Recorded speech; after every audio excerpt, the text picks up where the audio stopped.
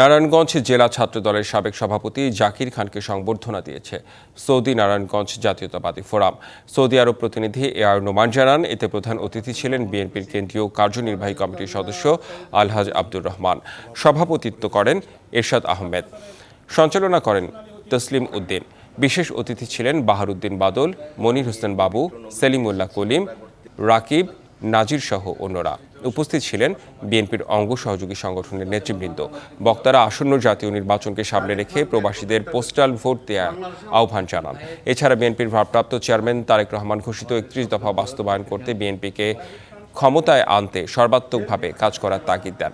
দেশ বিদেশে ও স্বাধীনতা বিরোধী চক্র দেশকে অস্থিতিশীল করার চেষ্টা চালাচ্ছে বলেও সাবধান করেন নেতারা। নতুন এবং ফিরে আসা গ্রাহকদের জন্য নগদে চলছে ক্যাশব্যাক সহ প্রতিদিন হাজারো উপহার জেতার সুযোগ। হবে আশা আর ফেরা, সারপ্রাইজ সেরা।